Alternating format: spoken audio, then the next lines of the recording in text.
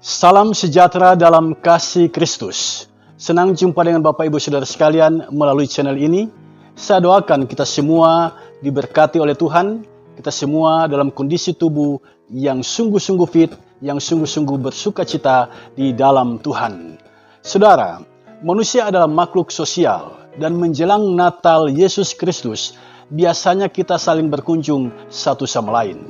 Nah, saat ini kita akan belajar tentang hal itu, perjumpaan antara dua wanita yang hebat, yaitu Maria dan Elizabeth, mengajarkan kepada kita tentang apa pentingnya perjumpaan dengan sesama. Ada dua hal ajaib yang terjadi dalam perjumpaan itu. Mari kita belajar dari Lukas pasal 1 ayat 39 sampai ayat yang ke-45. Persiapkan bagian Alkitab ini. Kita akan baca sebentar, dan sebelum kita membaca dan merenungkannya, mari kita berdoa. Ya Bapa Surgawi, terpujilah namamu. Dalam satu kerinduan suci, kami anak-anakmu mau belajar dari firman-Mu.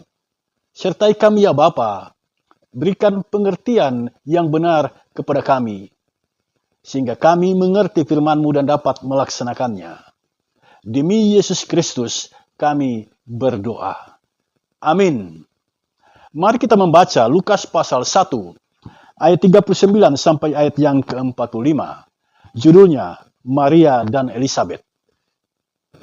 Beberapa waktu kemudian berangkatlah Maria dan langsung berjalan ke pegunungan menuju sebuah kota di Yehuda. Di situ ia masuk ke rumah Zakaria dan memberi salam kepada Elizabeth. Dan ketika Elizabeth mendengar salam Maria, melonjaklah anak yang di dalam rahimnya, dan Elizabeth pun penuh dengan Roh Kudus. Lalu berseru dengan suara nyaring, "Diberkatilah engkau di antara semua perempuan, dan diberkatilah buah rahimmu. Siapakah aku ini sampai ibu Tuhanku datang mengunjungi aku? Sebab sesungguhnya ketika salammu sampai kepada telingaku, anak yang di dalam rahimku melonjak kegirangan. Dan berbahagialah ia yang telah percaya, sebab apa yang dikatakan kepadanya dari Tuhan akan terlaksana." Jemaat yang dikasihi Tuhan, ketika mendengar berita, ada orang yang langsung percaya dengan berita itu, tetapi ada orang yang tidak langsung percaya. Kita biasanya percaya jika kita tahu siapa yang membawa berita itu. Jika yang membawa berita adalah orang yang tidak kita kenal, kemungkinan besar kita tidak langsung mempercayai berita yang disampaikannya. Nah, ketika Maria diberitahu bahwa dirinya akan mengandung dan melahirkan seorang anak laki-laki, Maria langsung percaya. Maria langsung percaya. Mengapa? Karena sang pembawa berita adalah malaikat. Kalau Anda ada di rumah, lalu ada yang datang membawa berita, dan Anda tahu bahwa ini adalah pribadi yang lain daripada yang lain, ini pasti adalah malaikat Tuhan karena penuh dengan cahaya kemuliaan. Maka kemungkinan besar Anda akan mempercayai berita itu. Demikian halnya dengan Maria. Dia didatangi oleh malaikat Gabriel, dan malaikat Gabriel inilah yang menyampaikan berita tentang kelahiran Yesus Kristus. Maria langsung mempercayai berita itu. Di sini Maria mengucapkan kalimat ini, "Sesungguhnya aku ini adalah hamba Tuhan, jadilah padaku menurut perkataanmu itu." Ini dicatat di dalam Lukas pasal 1 ayat yang ke-38. Maria menyebut dirinya hamba Tuhan. Itu berarti Tuhan bagi Maria adalah Tuhan. Karena Tuhan adalah Tuhan, sebagai hamba, dia punya kewajiban untuk melaksanakan apa yang diperintahkan oleh tuannya. Bagaimana dengan kita? Apa pandangan kita, pemahaman kita tentang Tuhan? Jika kita melihat Tuhan adalah Tuhan dari segala Tuhan, maka apapun yang Tuhan katakan, kita pasti akan mentaatinya. Karena dialah Tuhan kita, dan kita adalah hamba. hamba yang melaksanakan apa yang diperintahkan oleh tuannya. Jadi Maria mempercayai berita itu karena yang datang menyampaikan berita itu adalah malaikat. Dan Maria memposisikan diri sebagai hamba. Dan Tuhan dipandang oleh Maria sebagai Tuan. Dan karena itu dia tunduk sepenuhnya di bawah kemahakuasaan Tuhan, di bawah perintah Tuhan itu sendiri. Nah, lalu saudara sekalian, mengapa Maria harus pergi menjumpai Elisabet? Dalam bacaan kita, dalam ayat yang ke-39 disebutkan begini. Beberapa waktu kemudian berangkatlah Maria dan langsung berjalan ke pegunungan menuju sebuah kota di Yehuda. Jadi Maria ketika dia selesai mendengar berita bahwa dia akan melahirkan, dia akan mengandung dan melahirkan anak, Maria langsung pergi ke sebuah kota di tanah Yehuda. Dan dia pergi menjumpai Elisabet dan keluarganya. Pertanyaan kita, mengapa dia pergi ke sana? Saudara, jika kita membaca Lukas pasal 1 ayat 36, malaikat memberitahu bahwa Elisabet, sanakmu itu, sedang mengandung seorang anak laki-laki pada hari tuanya. Ini diberitahu oleh malaikat kepada Maria. Jadi jelas bagi kita, Elisabet itu adalah sanak dari Maria. Lebih tegas lagi, lebih jelas lagi, Elisabet adalah saudara sepupu dari Maria. Nah, dari sini kita mengerti apa motif yang melatar belakangi Maria menjumpai Elisabet. Ada dua hal yang menjadi motif mengapa Maria mengunjungi Elisabet. Yang pertama, motif mengunjungi keluarga. Karena disebutkan oleh malaikat, itu sanakmu. Itu saudara sepupumu. Nah, sekarang dia sedang hamil. Dan tidak lama lagi dia akan melahirkan anak. Ini adalah berita sukacita.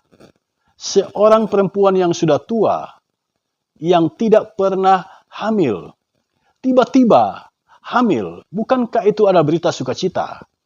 Dan yang lebih menyukacitakan lagi, anak yang akan lahir itu disebut anak laki-laki. Dan harus diberi nama Yohanes.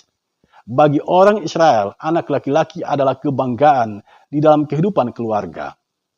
Jika ada seorang ibu hamil lalu melahirkan anak laki-laki, itu ada pesta di sana, ada sukacita di sana, musik dimainkan di sana. Tetapi jika yang lahir anak perempuan, tidak ada sukacita seperti itu. Ini budaya yang jelas-jelas tidak baik, saudara sekalian. Seharusnya anak laki-laki dan anak perempuan harus diperlakukan sama, karena keduanya adalah makhluk ciptaan Tuhan. Tetapi budaya Israel sangat diskriminatif. Nah, dalam budaya yang seperti itu, kehadiran anak laki-laki pasti menyukacitakan. Dan karena itulah Maria datang mengunjungi Elisabet. Yang kedua yang menjadi motivasi mengapa Maria datang mengunjungi Elisabet. Motivasi memastikan keadaan Elisabet. Memastikan apakah Elisabet ini baik-baik saja. Mengapa harus dipastikan? Karena Elisabet sudah tua, sangat tua. Dan kita semua tahu bagaimana keadaan perempuan hamil. Apalagi ini sudah hamil tua. Perempuan hamil biasanya suka ngidam. Ada yang baik ngidamnya, tapi ada juga yang memang betul-betul membuatnya menderita. Ya, ada orang yang ngidam tidak mau melihat matahari. Ada yang ngidam suka makan durian, padahal bukan musim durian. Ada yang ngidam suka makan mangga, macam-macam orang ngidam. Ya, macam-macam. Nah, Maria datang mengunjungi Elisabet untuk memastikan apakah Elisabet ini baik-baik saja. Kalau dia sedang ngidam, apakah ngidamnya itu baik-baik saja? Ataukah menyulitkan Zakaria sebagai imam di kota Yerusalem saat itu? Nah, semua hal ini menjadi pemicu sehingga Maria pada akhirnya melangkahkan kaki ke kota Yerusalem. Maria mengunjungi Elisabet dan Maria berjumpa dengan Elisabet dan keluarganya. Nah, apa yang dilakukan oleh Maria di saat dia berjumpa dengan Elizabeth? Maria memberi salam. Dalam ayat 40 disebutkan, di situ ia masuk ke rumah Zakaria dan memberi salam kepada Elizabeth. Jadi Maria adalah perempuan yang tahu tata krama, perempuan yang tahu sopan santun. Ini harus saya ingatkan mulai kesempatan ini, sebab dewasa ini ada banyak keluarga yang mengabaikan tentang tata krama. Anak-anak dibiarkan bertumbuh liar tanpa diajarkan bagaimana menghormati orang, bagaimana menghargai orang, bagaimana bersikap kepada orang-orang yang ada di sekitarnya. Maria, perempuan yang tahu tata krama, ketika dia datang menjumpai Elizabeth, yang pertama-tama dia sampaikan adalah salam. Maria menyampaikan salam.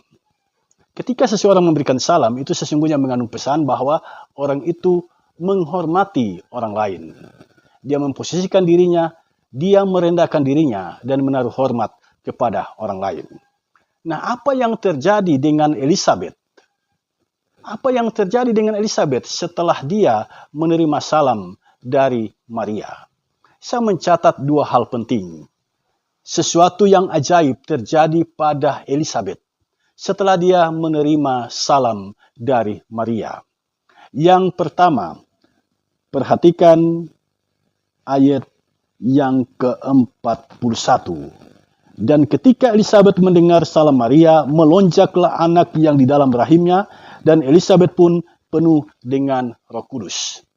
Jadi yang pertama yang terjadi pada Elizabeth adalah anak yang di dalam rahimnya melonjak kegirangan. Melonjak, saudara sekalian. Mendengar salam, muncul reaksi dari anak di dalam rahim Elizabeth. Ini sesuatu yang luar biasa, sesuatu yang ajaib. Pernahkah Anda mengunjungi orang yang hamil, dan ketika Anda memberi salam, anak di dalam rahim ibu itu melonjak kegirangan? Kemungkinan besar hal yang seperti ini tidak terjadi. Tetapi di rumah Elizabeth hal itu terjadi. Anak yang di dalam rahim Elizabeth melonjak kegirangan. Itu berarti kedatangan Maria mendatangkan sukacita bagi anak itu. Dan ini mengingatkan kita bahwa anak ini telah dinubuatkan, mendahului Tuhannya, mempersiapkan jalan bagi orang-orang menyambut Tuhannya. Jadi penyambutan itu sudah terjadi sejak dari dalam rahim ibu. Salam Maria mendatangkan sukacita bagi anak itu. Yang kedua, masih dalam ayat yang ke-41 kita membaca, Elizabeth pun penuh dengan Roh Kudus.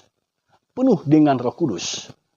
Nah, Elizabeth yang dipenuhi oleh Roh Kudus ini memberkati Maria. Dan bukan hanya memberkati, Elizabeth juga merendahkan dirinya di hadapan Maria. Elizabeth memberkati Maria, itu dapat kita lihat dalam ayat 42. Elizabeth mengucapkan kalimat ini, "Diberkatilah engkau di antara semua perempuan, dan diberkatilah buah rahimmu." Nah, orang yang dikuasai oleh Roh Kudus, orang itu lidahnya, mulutnya dikendalikan oleh Roh Kudus. Dia pasti memberkati sesamanya. Jadi jika ada orang yang mengatakan bahwa saya dikuasai oleh Roh Kudus, tetapi dia tidak memberkati sesamanya, melainkan kata-kata kutuk yang keluar dari mulutnya terhadap sesamanya, orang itu tidak mungkin dikuasai oleh Roh Kudus. Sebab orang yang dikuasai oleh Roh Kudus, lidahnya terkendali dan dia mengucapkan kata-kata yang memberkati. Bukan kata-kata fitnah, bukan kata-kata yang menyakiti hati, bukan kata-kata kasar, bukan kata-kata kosong, bukan kata-kata sia-sia yang diucapkan, tetapi kata-kata yang benar-benar mendatangkan berkat bagi sesama. Itulah keadaan orang yang dipenuhi oleh Roh Kudus. Dan yang kedua, dalam ayat yang ke-43, "Siapakah aku ini sampai ibu Tuhanku datang mengunjungi aku?" Orang yang dikuasai oleh Roh Kudus, yang dipenuhi oleh Roh Kudus, menjadi pribadi yang rendah hati. Siapakah aku? Siapakah aku sehingga aku didatangi oleh ibu Tuhanku? Bayangkan saudara sekalian, Elizabeth menyebut Maria sebagai ibu Tuhanku. Itu berarti Elizabeth menghormati Maria. Elizabeth memuliakan Maria. Inilah orang yang dipenuhi oleh Roh Kudus. Dia merendahkan hatinya dan dia memuliakan orang lain. Jika ada orang yang menyombongkan diri, kita tidak mungkin percaya bahwa orang itu dipenuhi oleh Roh Kudus. Orang yang dipenuhi oleh Roh Kudus adalah orang yang memiliki kerendahan hati, sebab dirinya telah dikendalikan, dikuasai oleh Roh Kudus. Nah, dalam realitas kehidupan bergereja dewasa ini, ada gereja-gereja yang tertentu yang mengklaim bahwa di dalam gerejanya ada Roh Kudus, lalu memandang rendah gereja lain. Ini sesuatu yang tidak bisa dipercayai. Kalau memang mereka dikuasai oleh Roh Kudus, tidak mungkin Roh Kudus merendahkan gereja lain. Sebab kita ini adalah satu tubuh. Walaupun kita berbeda, kita satu tubuh di dalam Kristus. Sebagai satu tubuh, kita saling menopang, saling mendoakan, saling menguatkan satu sama lain, bukan saling merendahkan. Jadi jelas bagi kita, jika orang itu dikuasai oleh Roh Kudus, dia akan bertumbuh sebagai pribadi yang memberkati orang lain. Jika orang itu dikuasai oleh Roh Kudus, dipenuhi oleh Roh Kudus, dia akan menjadi berkat bagi orang lain. Jika orang itu dipenuhi oleh Roh Kudus, dia akan bertumbuh menjadi pribadi yang rendah hati. Jemaat yang dikasihi Tuhan, kita sekarang berada di Minggu Advent yang keempat. Kita sedang dipersiapkan menyambut Natal Yesus Kristus dan menyongsong kedatangannya kembali. Nah, pelajaran apa yang dapat kita petik dari bagian Alkitab ini? Saya mencatat 3 hal yang sangat penting di sini. Yang pertama, sebelum Natal itu tiba, mari kita saling mengunjungi satu sama lain. Mulailah dari keluarga kita, orang-orang yang ada hubungan keluarga dengan kita, seperti Maria dan Elizabeth. Orang-orang yang seperti itu, mari kita kunjungi. Kita pererat ikatan kekeluargaan kita. Kita pererat, kita perkuat ikatan emosional kita. Menjelang Natal Yesus Kristus, mari kita mengunjungi keluarga-keluarga kita. Kita kunjungi sahabat-sahabat kita. Bahkan orang yang menyakiti hati kita, kita kunjungi. Orang yang melukai batin kita, kita kunjungi. Kita berdamai dengan mereka. Sebab berita Natal adalah berita perdamaian. Pemberontakan manusia di Taman Eden membuat hubungan manusia dengan Allah menjadi rusak. Dan Allah mengutus Yesus Kristus datang ke dunia, lahir di Bethlehem, menjalani kehidupan sebagai manusia, demi untuk memperbaiki hubungan yang rusak dengan Allah itu. Yesus datang mendamaikan manusia dengan Allah. Jika Yesus datang mendamaikan manusia dengan Allah, maka kita pun dipanggil untuk berdamai dengan sesama kita. Memang ini bukanlah hal yang mudah, tetapi kita harus berjuang mewujudkannya. Mintalah pertolongan Roh Kudus agar Dia membantu kita, menolong kita untuk berdamai dengan sesama. Yang kedua, mari kita saling berkirim salam Natal. Menjelang Natal, kita saling berkirim salam satu terhadap yang lain. Sebab berkirim salam itu mendatangkan sukacita. Perhatikanlah dalam kisah bacaan kita saat ini. Salam Maria mendatangkan sukacita bagi anak di dalam rahim. Jadi salam itu menggerakkan anak di dalam rahim. Nah, jika kita berkirim salam kepada orang yang jauh, orang itu pasti bersukacita. Dia merasa diperhatikan, dia merasa diingat oleh kita. Jadi ketika kita berkirim salam satu sama lain, sesungguhnya itu pertanda kita saling memperhatikan, kita saling mengasihi satu sama lain. Salam itu membuat suasana hati penuh dengan sukacita. Yang ketiga, persiapkanlah dirimu. Undanglah Roh Kudus memenuhi hidupmu. Mengapa? Agar hidupmu berubah. Kata-katamu menjadi kata-kata yang terkendali. Kata-kata yang memberkati orang dan bukan mengutuk orang. Dan dirimu pun menjadi pribadi yang rendah hati, yang begitu menghargai orang, yang begitu menghormati orang, yang begitu memuliakan orang, sehingga relasi kita satu sama lain menjadi relasi yang saling menghidupkan, relasi yang saling menopang satu sama lain. Itulah pekerjaan Roh Kudus. Karena itu mari kita minta kepada Kristus agar Roh Kudus itu bekerja di hati kita, sehingga kita menjadi pembawa damai. Dalam khotbahnya di bukit, Yesus mengucapkan kalimat ini, "Berbahagialah orang yang membawa damai, karena mereka akan disebut anak-anak Allah." Natal tidak lama lagi akan kita rayakan. Berdamailah dengan sesama, dan undanglah Roh Kudus memasuki diri kita, sehingga kita dimampukan bertumbuh sebagai pribadi yang saling memberkati satu sama lain, bertumbuh sebagai pribadi yang rendah hati, bertumbuh sebagai pribadi yang menciptakan damai di sepanjang perjalanan kehidupan kita. Demikianlah kebenaran firman Tuhan saat ini. Mintalah Roh Kudus untuk senantiasa menolong kita bertumbuh sebagai pribadi sesuai dengan kehendak-Nya. Tuhan Yesus memberkati kita semua. Amin.